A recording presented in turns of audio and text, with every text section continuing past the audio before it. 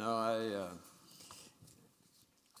was just thinking about this, and since I was invited to speak, I've probably thought more about this opportunity than anything I've ever done in terms of speaking. And because I'm now looking back over 50-some years in the financial services world. I'm 76 years old. I'm in my 6th career. And I asked Scott, I said, Scott, what do you want me to do? And he said, well, you're the principal speaker when we kick this off. And so I'm a money guy. And I went and looked up the word principal.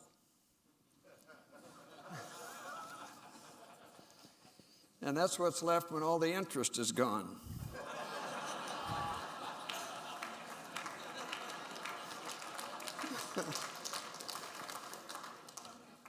So I understand kind of where you are.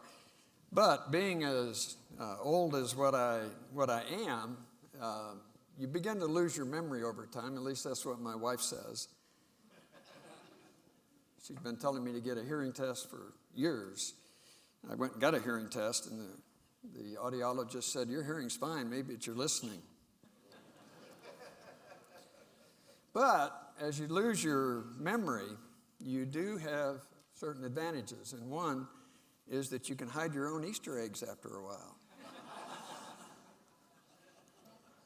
It may take you a while to get that one. God in his providence, almost exactly 6 years ago, sent me to the hospital unexpectedly to get an angiogram. And as soon as they got in near my heart, they said, we've got a big problem, and that is that we need to do surgery right now. And I was expecting to go home that afternoon. And I called a friend of mine. I had the heart surgery, and I called a friend of mine who's a heart surgeon. And he said, Ron, he said, what you had, the first symptom is death.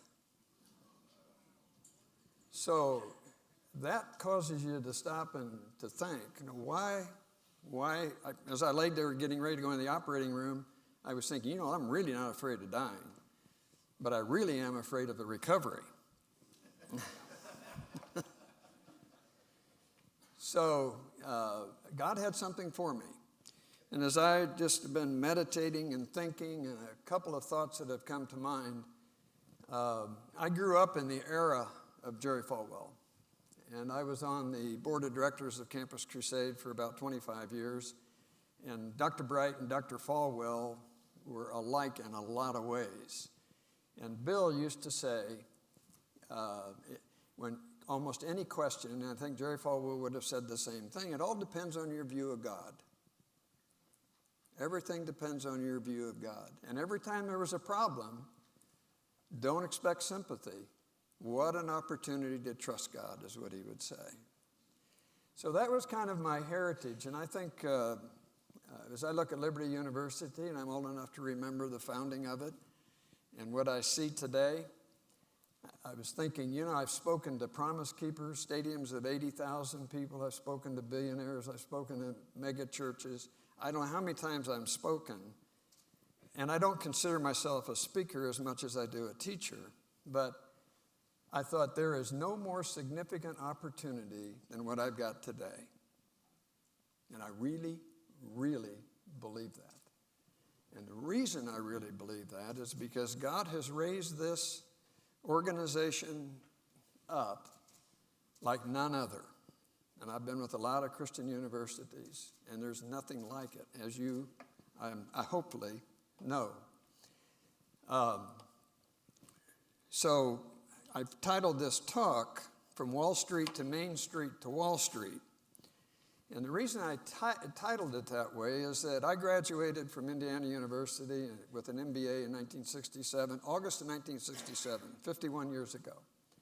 And went to Wall Street, worked with the world's largest accounting firm, Pete Marwick Mitchell at the time.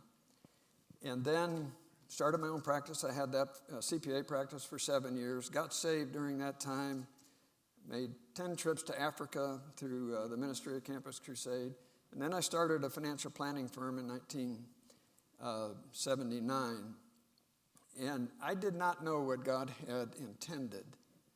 But I started on Wall Street, and then I worked for decades on what I would call Main Street, basically one-on-one type of work, helping people think through their finances and make financial decisions. And kind of the characteristic of my life is that because of what I did through God's providence, I had to give advice and people paid me for it. So if the advice didn't work, I got fired. But I believe that God's word had more to say about money than the Wall Street Journal has to say about money. And so I built a practice on the basis of helping people think through their financial decisions from a biblical perspective, or really a wisdom perspective. And really interesting because I started on Wall Street, I worked on Main Street, and there's an article in the Wall Street Journal, March of 2017, a little over a year ago. And here's what this article says. It was a major article. It says, you want to organize your financial life in a way that is consistent with your faith? A growing number of financial advisors and firms are helping clients do just that. And then they quoted me on something. They said, our mission is to help people organize their finances so they have more to give away, in the Wall Street Journal. And it went on to say a growing number of Wall Street firms, such as Morgan Stanley, Bank of America, Merrill Lynch, have formed Christian focus groups. Merrill Lynch has 700 advisors that are in a Christian focus group. Ameriprise has a like number. We've got thousands of advisors who have bought into the idea that biblical wisdom works in giving professional financial advice. But I did not realize this until about 6 years ago. And that was, you can have professional credibility, but if you don't have academic credibility, it'll die. Because all credibility really comes out of academia. So if we can impact Christian academia with biblical financial wisdom, that has the opportunity to change the way people think about money. It has the way to change marriages, careers, businesses, politics. In other words, champions for Christ in every aspect of culture. And there's no university that has the ability to pull that off just like that than Liberty University. I believe that absolutely, totally, with everything. And so as I've thought about it, I've made pages and pages and pages of notes as to what I wanted to say. And then I put them all away. Because what I want to share with you is a biblical worldview of money and money management with this perspective. When Joshua had grown old, the Lord said to him, "You are now very old, and there are still very large areas of land to be taken over." God gave that to me a few years ago, and that's my mantra. I'm not done. I'll be done when I die, but I'm not done until I die. So here I am. I made diamond a year ago for the first time after traveling for 50 years. I've already made diamond this year on Delta, and I'm having the time of my life to be able to minister to groups such as you, but none like you. And I have 3 objectives. One is I want to minister to you and I want to encourage you. My heart is always encouragement because the gospel is good news. And it should be heard as good news in every aspect of life. And I want to present finances in a way that I hope will really encourage your heart. Because I'll believe this, because of who you are, probably most of you are already doing very well in terms of a biblical management of money. And what I want to do to those people is just affirm that. Because everybody wants to know the answer to the question, how am I doing?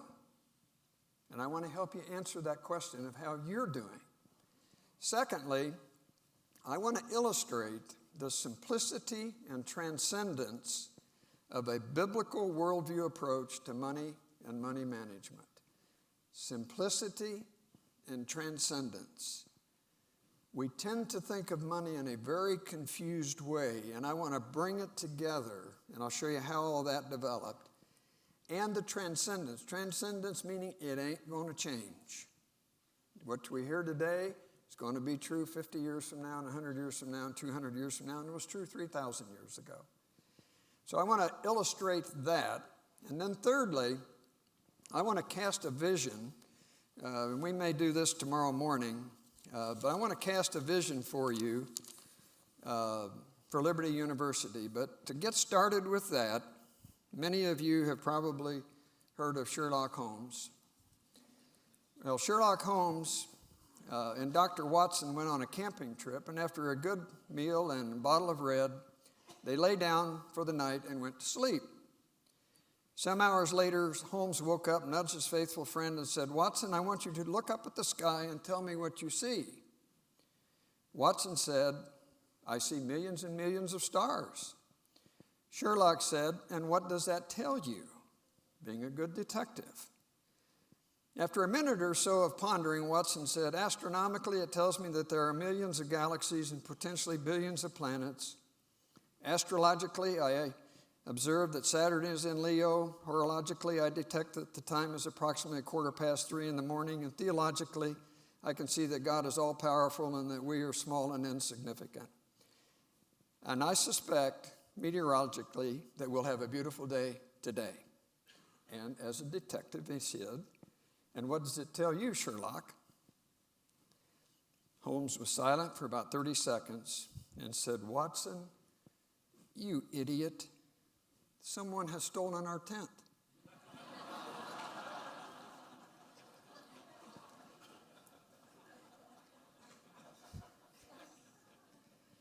It's all a matter of perspective. And there are multiple perspectives that we have. I have a perspective based on my life experiences. You have a perspective based on your life experiences and study and so forth. The Bible has a perspective on money and money management. A lot of people have a perspective on money and money management, but that's really the critical thing. Call it a worldview.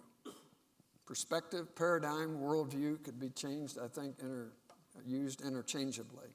Billy Graham said this: "If a person gets his attitude toward money straight, it will help straighten out almost every other area of his life." And that's really true. His vocation, his marriage, everything about his life, if he can get it straight with money, he's really solved a major, major barrier to contentment in his life. You have a perspective. And as I thought about you, I thought you're called. You're called to vocational ministry. And calling is really significant because when God calls, he doesn't uncall. He calls you to something, and you're not here for salary, as Scott made clear.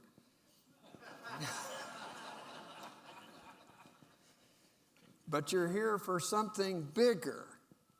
And it's a ministry, and I know that you see your ministry in the students that you get to teach and the role that you get to play in this university.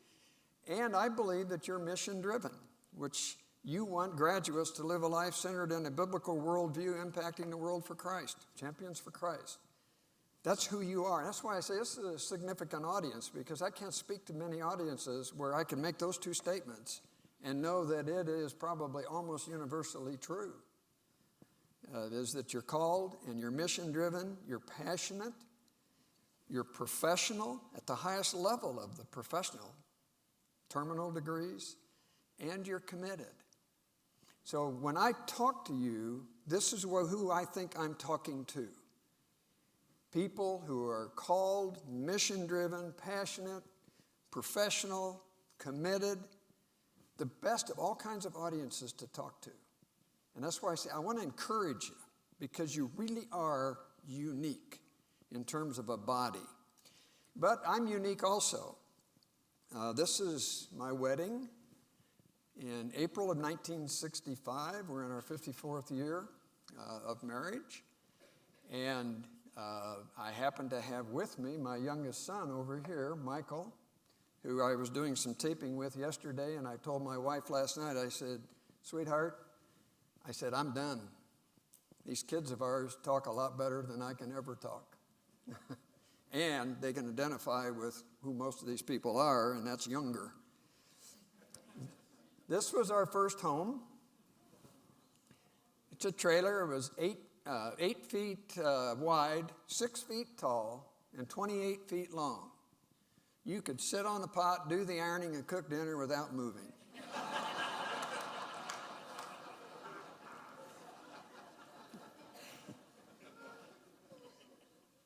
Some of you maybe can identify with that. This was on the campus of Indiana University, and that's all we could afford. Now, the reality was there were a lot of decisions we didn't need to make when we lived there, like how much money to put in a 401k, or where we were going out to dinner, or how are we going to fund college education for these children who haven't come yet. So that life was relatively simple at that point. But as life goes on, so does complexity. We had 5 children, and we now have 13 grandchildren. And we thought we knew everything about parenting. Then we thought we knew everything about adult children. Then we thought we knew everything about grandparenting. And now we realize we don't know much about anything.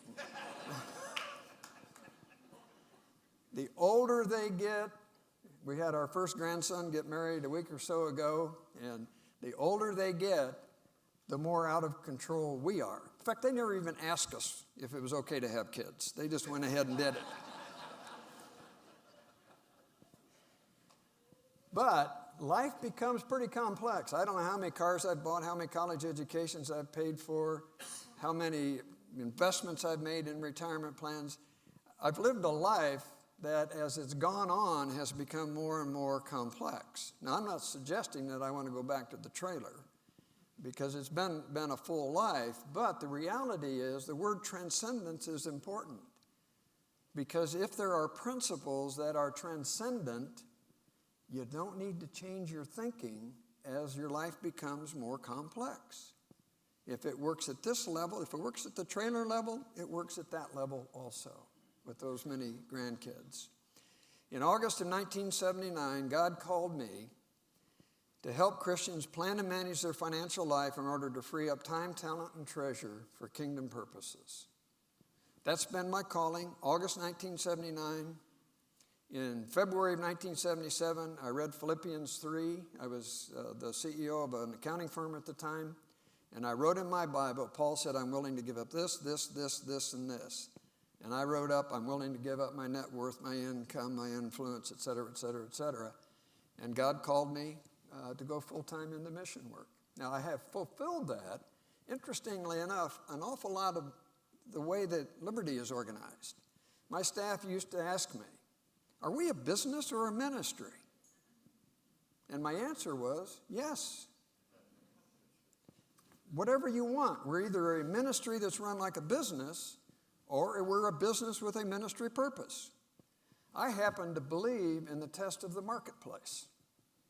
I believe that the marketplace tells you what's of value and what's not of value. So in order to build a business, to build a university, you've got to attract students. I had to attract clients. You have to keep adding students. I had to keep clients. And so I started with that perspective. The first financial plan that I delivered was to a giant of the faith, Dr. Howard Hendricks, who was a professor at Dallas Seminary and one of my mentors. Dr. Bright was a mentor of mine. My other mentor died last week, who was a dentist who discipled me early on. But that's been my call. Now, I made 10 trips to Africa. This is not the actual hut, but on one of those trips, I was with a group, and we were out 4 hours from Nairobi, and we were talking to a young pastor, and he lived in a hut similar to that, one room, mud hut, thatch roof, and he had 5 small children. And I asked him a question that changed my life. I said, "Pastor," "what's the greatest barrier to the spread of the gospel in this part of the world?" Now, I would have thought it would have been money or transportation or communication or tribalism, which was a problem. But he didn't say that. He said the greatest barrier to the spread of the gospel is materialism. And I'm looking at a mud hut. I thought materialism was indigenous to America. But what I learned in materialism, consumerism, is indigenous to the heart. He said if a man has a mud hut, he wants a stone hut. If he's got a thatch roof, he wants a metal roof. If he's got 1 acre, he wants 2 acres. If he's got 1 cow, he wants 2 cows. So it starts there. And now you look at where we are in America today. Shouldn't we be the most content nation on the planet Earth? Let me read something to you. John Steinbeck. This was written in November of 1959. I was 17 years old at the time. I didn't read it at that time, but when I looked back, I was 17 years old. I was a senior in high school. And he wrote this letter to Adlai Stevenson, and he said, this is a part of the letter. He said, a strange species we are. We can stand anything God and nature can throw at us, save only plenty. If I wanted to destroy a nation, I would give it too much, and I would have it on its knees, miserable, greedy, and sick. Think about that. There are just a few in this room, maybe, Dr. Hawkins and myself, that experienced this through the last 60 years. Because we have seen the economy grow to where it is today. Ball players are getting multi-million-dollar contracts. CEOs are getting hundreds of millions of dollars of contracts. Young people are making billions of dollars. Wealthiest people in the world are worth hundreds of billions of dollars. And yet we have not seen a change in the morality of our country. And we've not seen contentment. How many people do we think are content? I think we're addicted to image. I think we're in bondage to fear. As a nation, I'm speaking. I'm not speaking individually. So I've watched this, and if I had time, I would go back and relate the decades of my life, what was going wrong. And yet where we are today, he was prophetic, even though that was not intended as prophecy. So, after 50 years of working at the highest level in the financial services world, 40 of which is focused on helping Christians maximize their giving to kingdom causes, here's what I believe. And like I tell audience, you know what? 76 years old, I've been at this 50 years, answered thousands of questions, so you can't argue with me. But here's what I believe. The gospel of Jesus Christ is one of hope and encouragement, and should be the promise of the church to all who have financial questions and fears. I believe that. I believe that God's word is not difficult or confusing in any area of life. It isn't hard. I believe that all money decisions and behavior is a function of spiritual belief, growth, and commitment. In other words, money is merely symptomatic. It is not causal.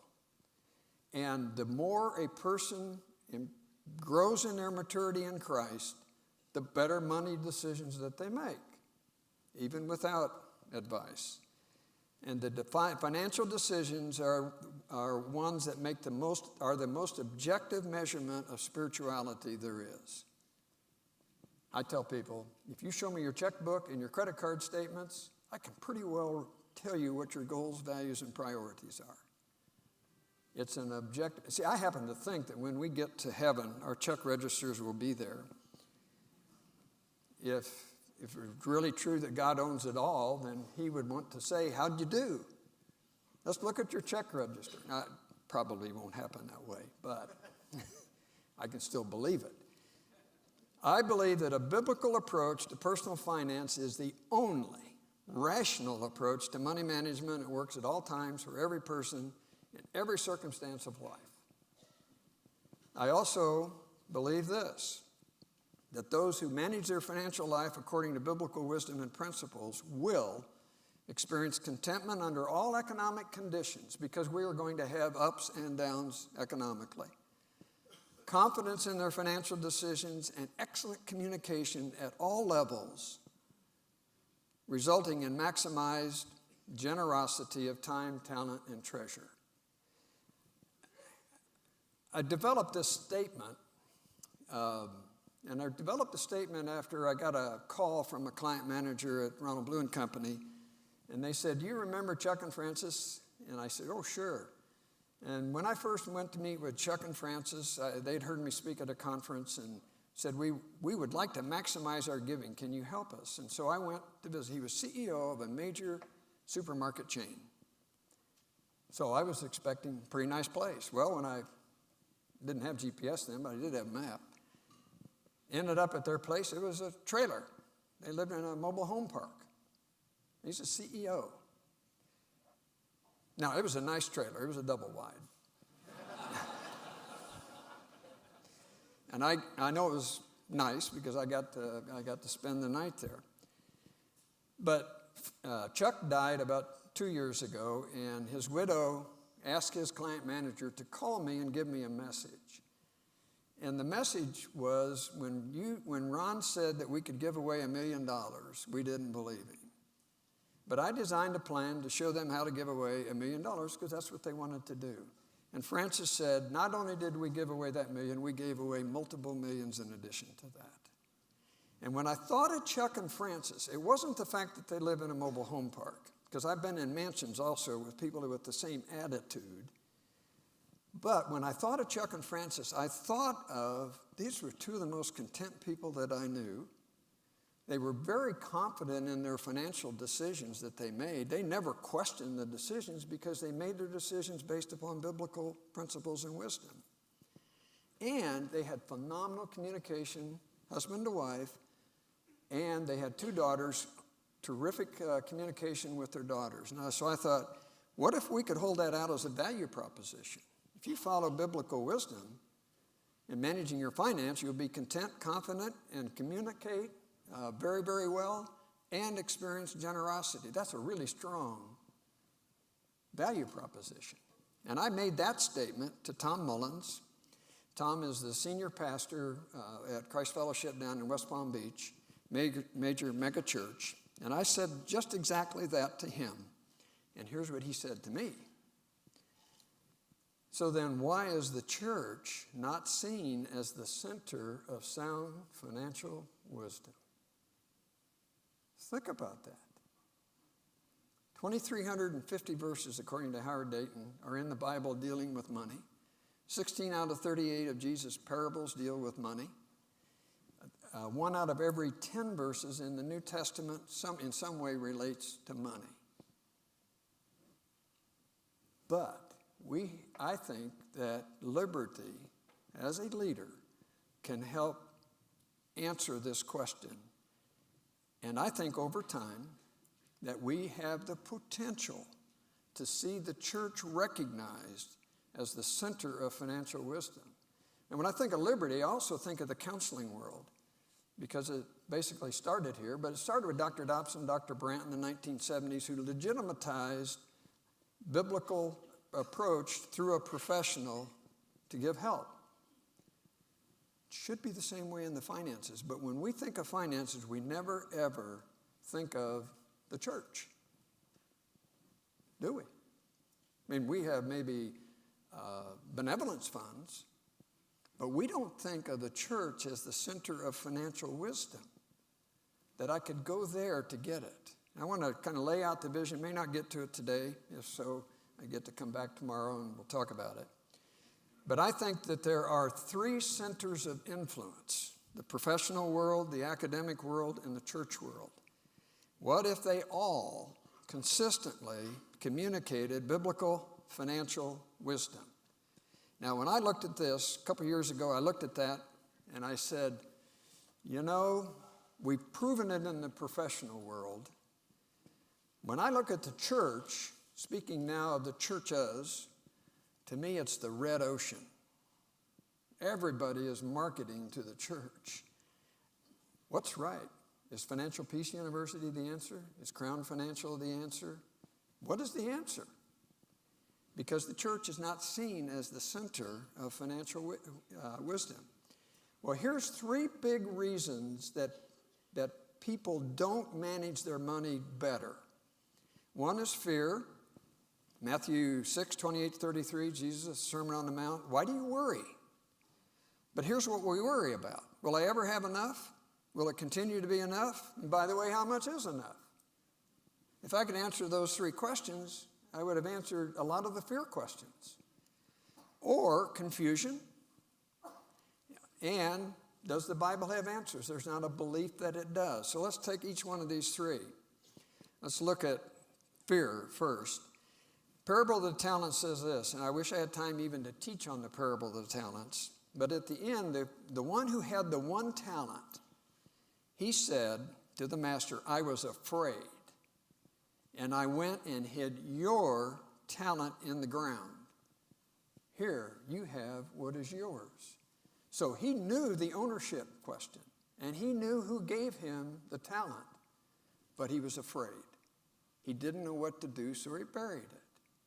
Fear is a big, big deal. In fact, I was reading in Romans 8, which is one of the most positive chapters in the whole Bible for the believer. But in Romans 8:15, it talks about the bondage of fear. So fear is very relevant. Now, in a Christian institution, is it going to be fear or is it going to be faith? We have an opportunity to deal with the fear issue. Uncertainty will occur. But we know our eternal security. So what am I afraid of? It's only going to get better, no matter what it's like right now.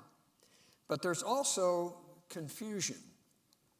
Barna, in a survey some time ago, said only 19% of born-again Christians have a biblical worldview. I think that's too high. I think subsequent research has put it more like 5 or 6% have a biblical worldview. And here's a university that's committed to sending students into the world with a biblical worldview. And if they have a biblical worldview, they are prepared for everything. But here's what's happened. The church has really confused us because they have equated stewardship with money. Think about stewardship Sundays. When you think stewardship, you immediately think money. When you think generosity, you immediately think money. And in reality, stewardship and generosity have very little to do with money. What about tithing? Should you? Shouldn't you? We're confused about that. I get the question all the time when I'm on radio. Should I tithe off the gross or the net? I said, well, you want God to bless the gross or the net? So we could go on and on and on about that. Also, the teaching and training. Now, I know I've heard the word literacy used, financial literacy, and it's a term that's a legitimate term, and it's becoming very prevalent. I read an article on the airplane on the way up here talking about financial literacy. But here's my problem with financial literacy is that it's basically knowledge. And it's not necessarily decision-making. But if we could combine biblical literacy with financial literacy, then we could change the way people think and act with money.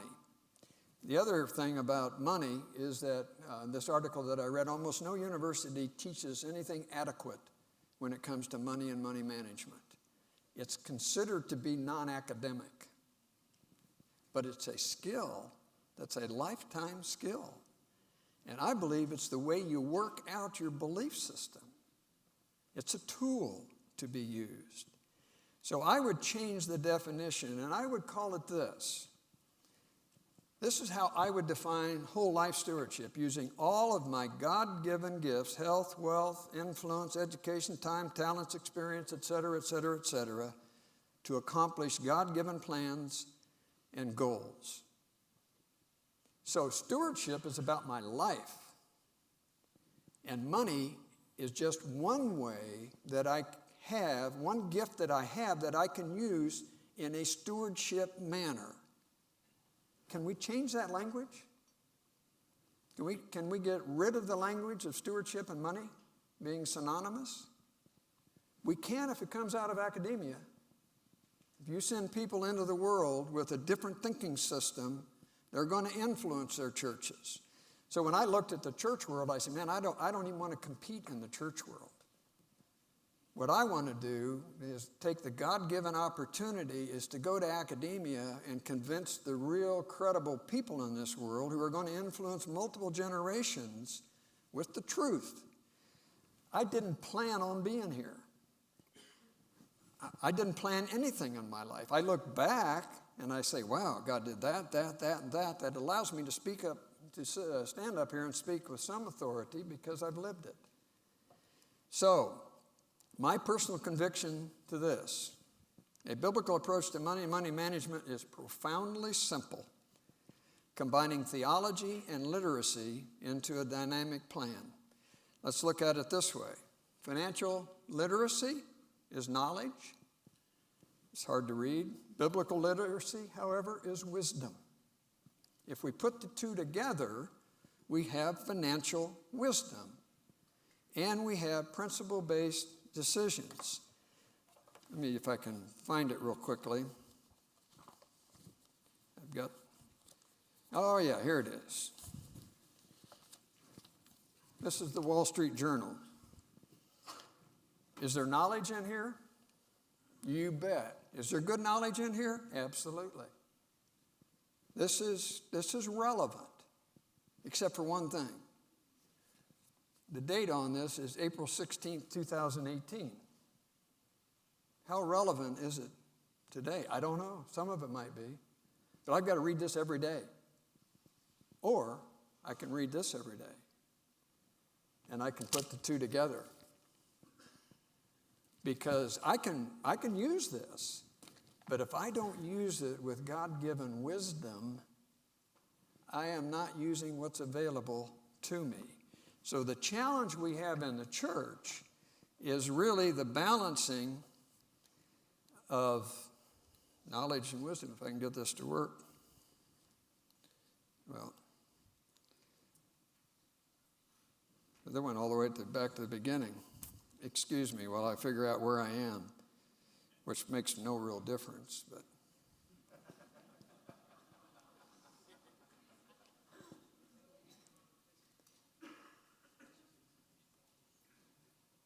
somebody told me you got to be ready to preach, pray, or die in an instant, so, or manage your PowerPoint. So the challenge is, how do I balance knowledge and wisdom? And what I want to do in the next just a few minutes is I want to give you a model, if you will, a framework. Now, when we want to do a 1,000-piece puzzle, what's the first thing we do?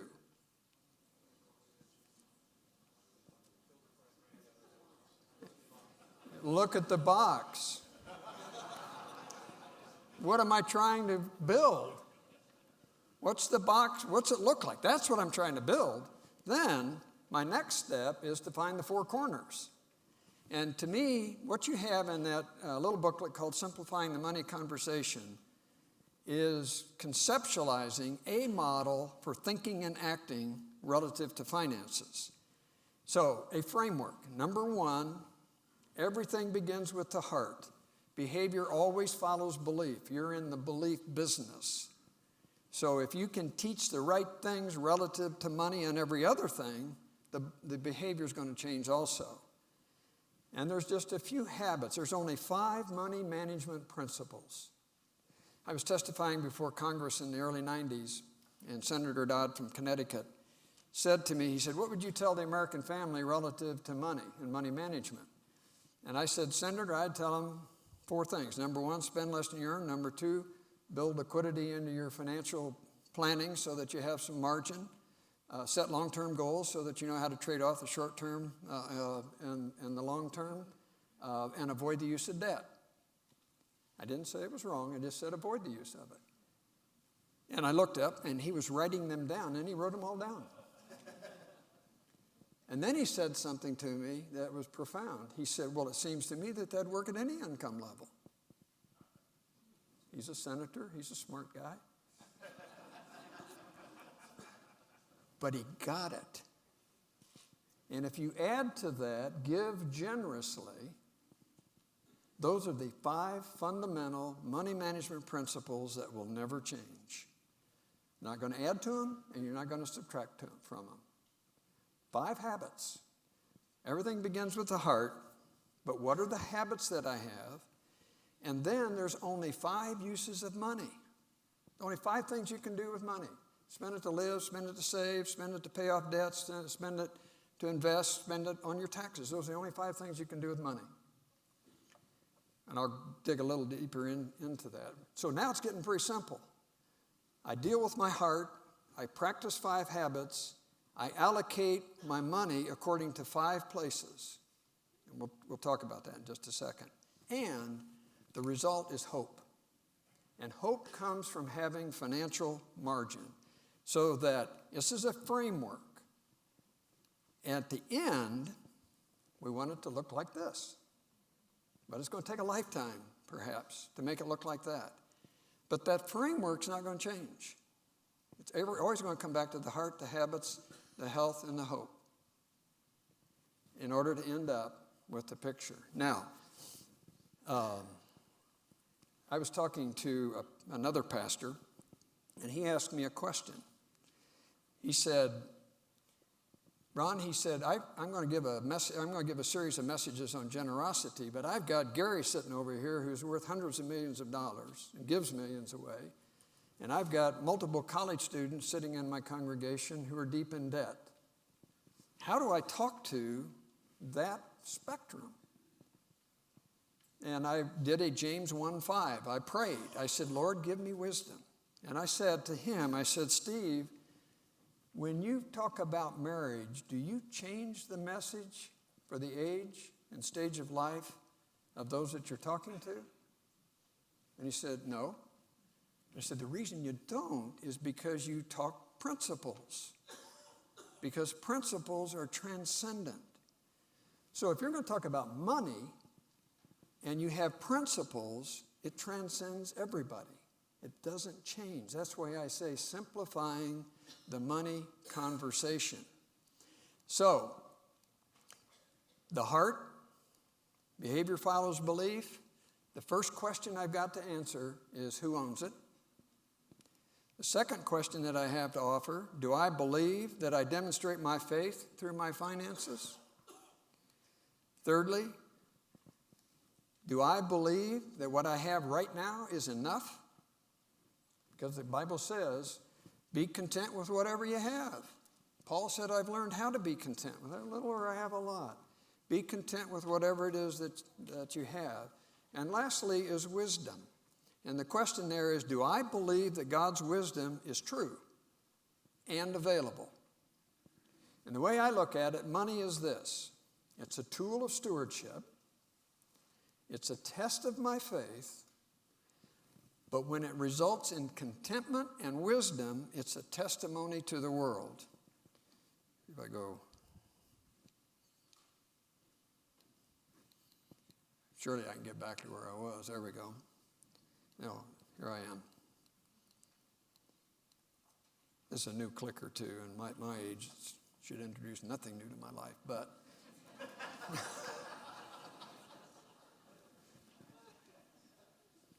but if you look at that, can you teach it? It's what you teach. Can you relate it to money? Because money is, as I said to Dr. Hawkins on January 25th of this year, I said, Dr. Hawkins, all of life runs through your checkbook. And he got it, and that's why I'm here today, because he said we need to expose our students to this, and it begins with the faculty.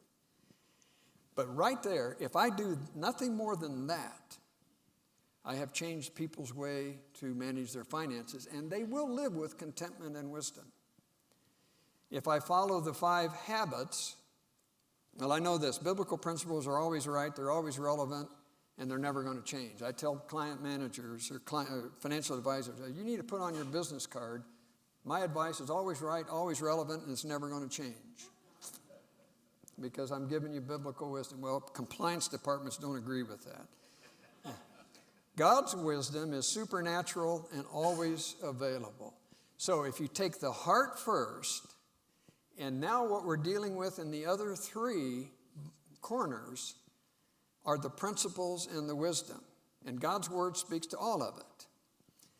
It says, for where envy and self-seeking exist, confusion and every evil thing are there, but the wisdom that is from above is pure, peaceable, gentle, willing to yield, full of mercy and good fruits, without partiality and without hypocrisy. So here are the habits. Spend less than you earn. And you have in your booklet the scripture supporting that. Give generously. Avoid the use of debt. Plan for a financial margin, and set long-term goals. Those are all biblical. They're all in the scripture, and what you have in that little booklet is the scripture behind this that can be taught. The health is today's reality. We call it the live, give, owe, grow.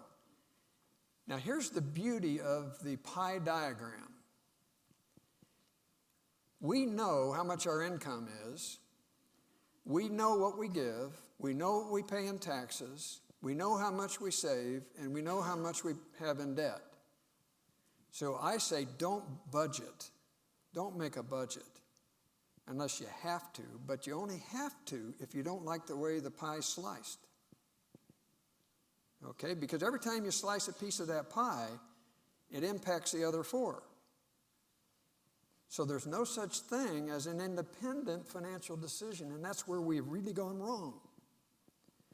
It's holistic in its approach, and it also communicates that the priority uses of my money are simultaneous and competing with one another.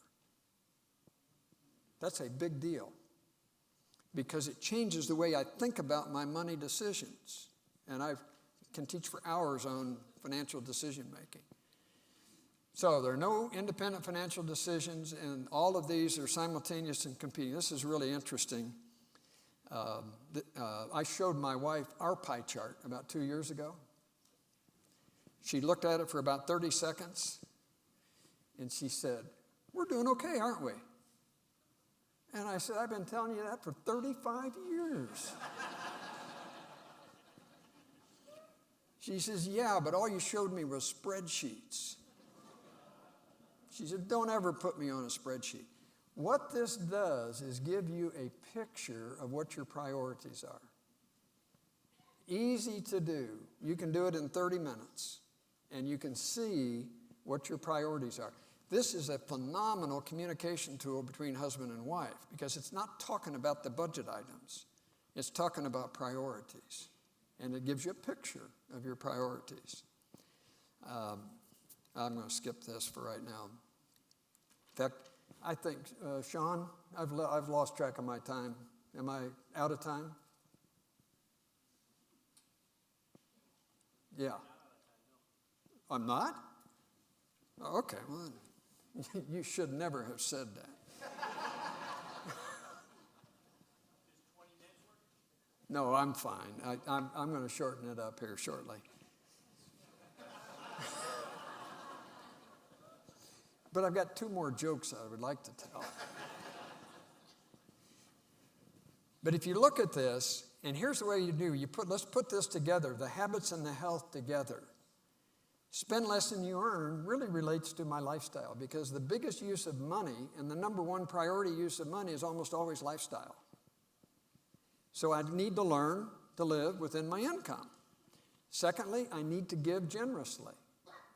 Giving is the only way to break the power of money.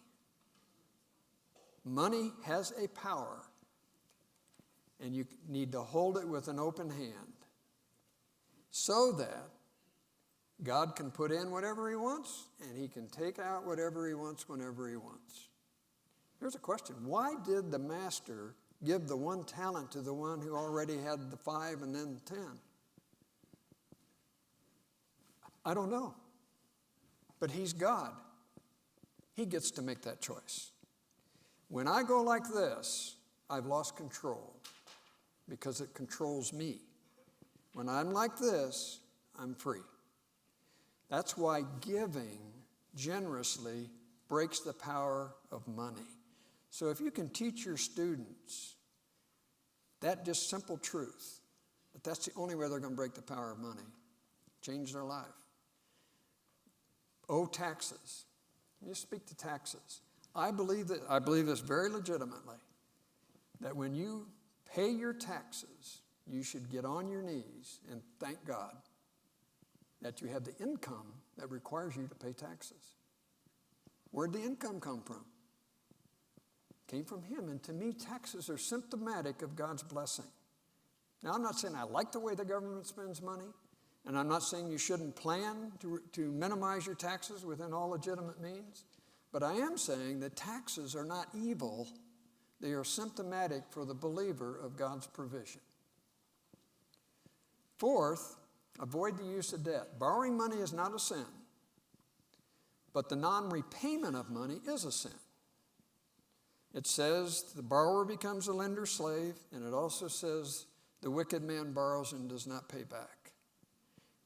Now, I could give a long lecture on student debt, and I might at some point. But here's what grieves me about student debt, is that students do not realize that they have mortgaged their future. And they've mortgaged it more than what they've borrowed. So if I have $30,000 of student debt when I graduate, and I want to pay it back, and I'm a believer, how much do I have to earn to pay back student debt?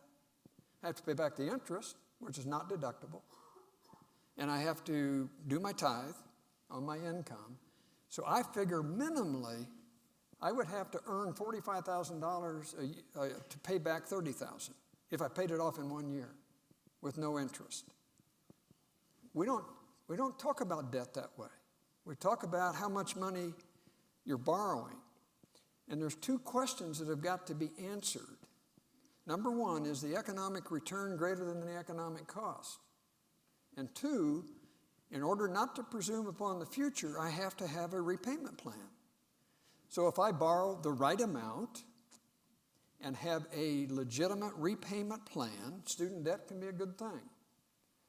But if I approach it in other ways and I use it for things other than my education, that's where I really get into trouble. And I especially think of those going into the mission field and pastors and so forth and borrowing money. And I've had story after story about pastors graduating with $100,000 of debt, nurses graduating with $100,000 of debt. Those are the exception, but they're not unusual either. It's a big deal. And if you can avoid debt, you're in great shape. Now, Judy and I don't have any debt, but we do have 5 kids and 13 grandkids. So we have 5 uses of money too. Live, give, owe our taxes, save some, and grandkids. And that's how I built our pie, including the grandkids. And then the grow, you plan for financial margin and set long-term goals. So that's really putting it all together. So let me conclude. What's the answer to the question of how much is enough? Enough is never enough. Okay? Because when I reach enough, it's not enough. There's still more. Breaking the power of money is generosity. And we need to remember that Jesus is the God of security, which we all want. He's the God of significance, which we think money might provide for us. And He's the God of success, which the world always looks at. So, I hope that I've simplified the thinking, and I hope that I've challenged you, but I also hope that I've encouraged those of you that are doing things right, and I suspect most of you are.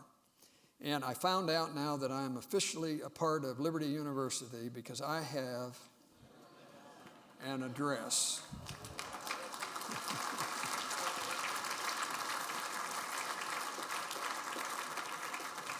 And I think Dave Callan is going to come up and correct me and take it from here.